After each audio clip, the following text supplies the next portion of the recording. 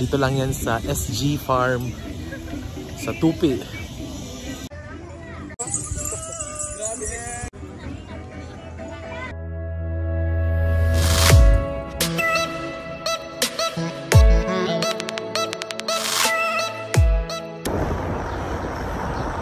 Morning! At kami sa SG Farm.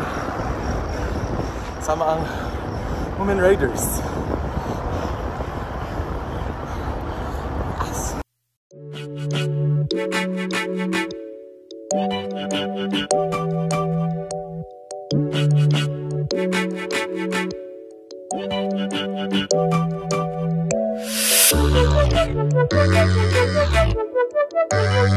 Hi.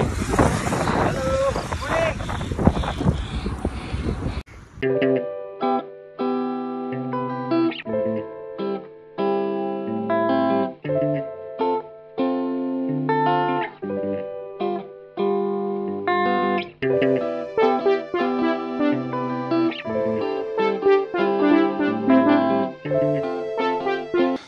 Kita nang matutum oh.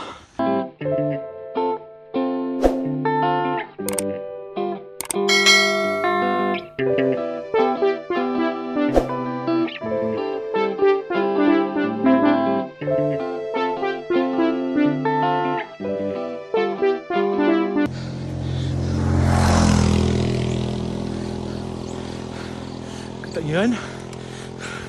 Ganun kataas. Ganun kataas. Ang akyat namin.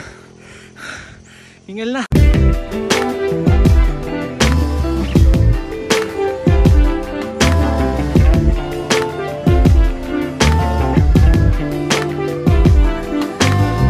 So, pagpasok mo dito sa SG Farm, sasalubungin ka ng mga Blaan dancers. I think they are locals here. They are dancing to welcome the visitors. Tara!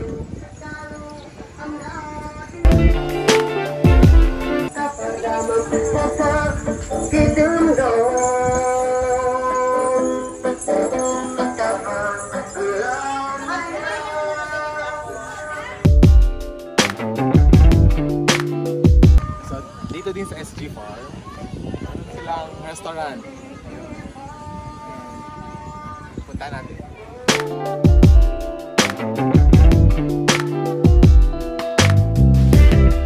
So ito ang kanilang restaurant. Marami silang pagkain ino-offer. Meron silang mga short orders for breakfast, and the best dito is yung kanilang sikwati. So pag inom kami ng sikwati kanina, napakasarap at mura lang.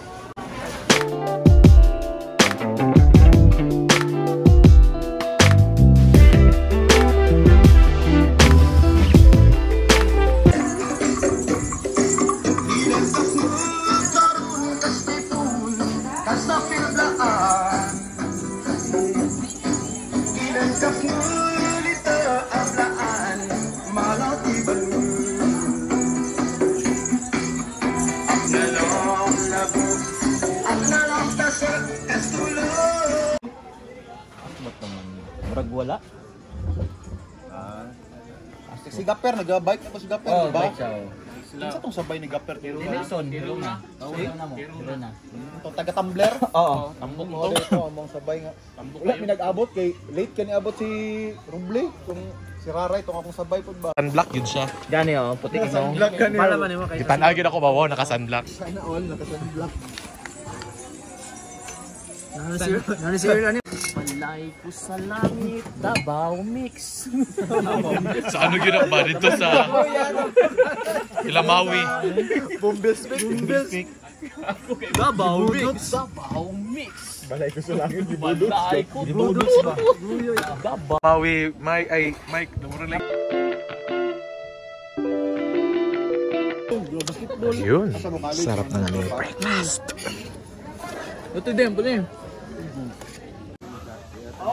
Alright, mga ka-roadie! So, nandito tayo ngayon sa may SG Farm. Almost 900 feet above sea level. 900 feet? 900 meters? Basta yun ang nakita natin sa by computer ni Genest. So, ito ang view ko sa likod. Ayan. Ayan. Doon kami nang galing. Sa patag na yun. Then inakyat namin papunta dito. Then the good thing here is meron silang farm. Ayun, ang farm nila sa ilalim. Cabbage at ang tinatanim nila dyan, cabbage. Ito ang mga facility nila. Bikes namin. Wala pa silang bike hangers, but they'll be putting bike hangers soon. Mga bikes na. Sa cottage nila, kailangan mong magtanggal ng iyong sapatos. Kasi meron silang mga unan-unan. Ayan. So, should remove your shoes para malinis. In fairness naman, malinis naman ang kanilang. Merong swing.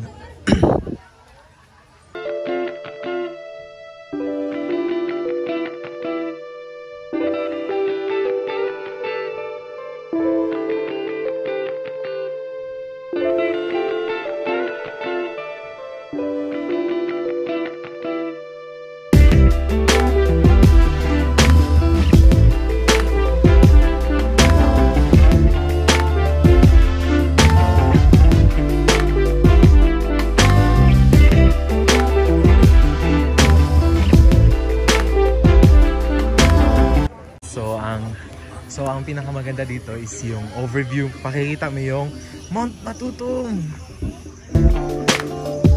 Yun. Ang lapit-lapit na ng Mount Matutum.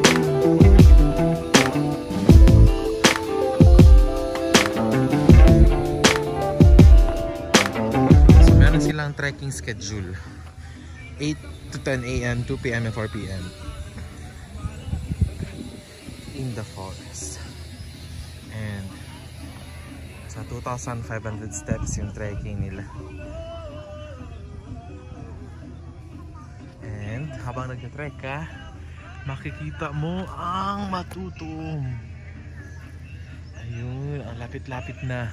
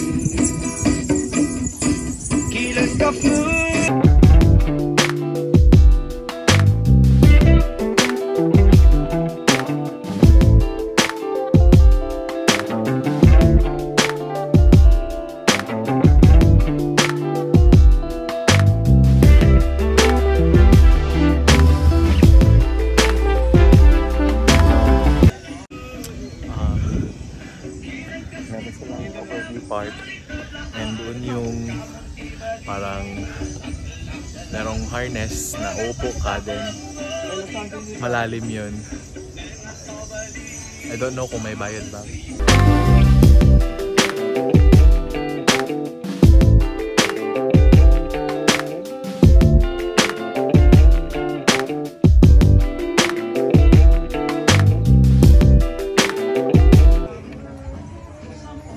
So diri sa may SG Farm, makita ninyo ang nindot kayo ng mga amenities. Fresh kayong air diri bisag init na, pero bugnog yapon sa feeling. And daghan silang mga tanom, mga nagasayaw. Ako na ginatukod na amenities dito pero wala pa natapos. They're on their soft opening pa lang, and siguro in weeks after mag full blast na sila opening. Tara!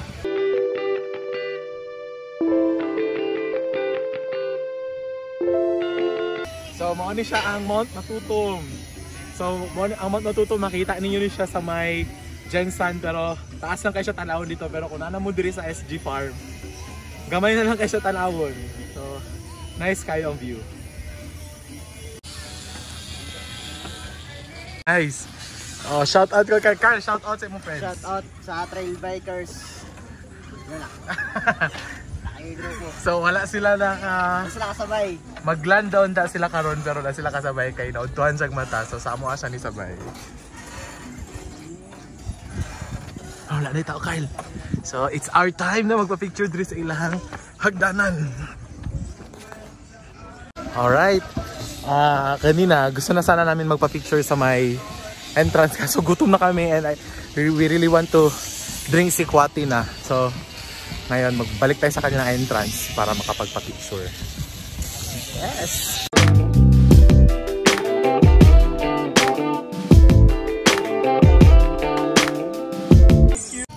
Pauwi na kami.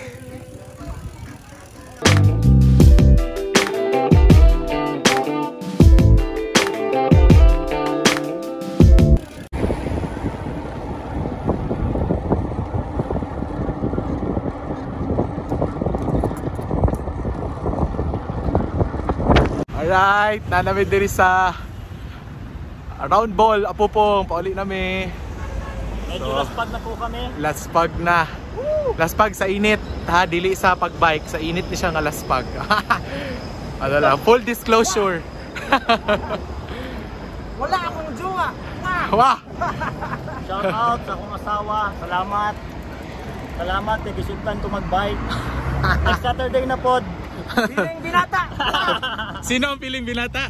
Si Ayan. Kami! Si Ayan daw, piling binata.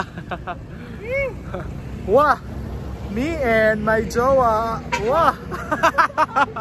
Uuwi na kami. Uwi na kami! Uwi na kami! Wah!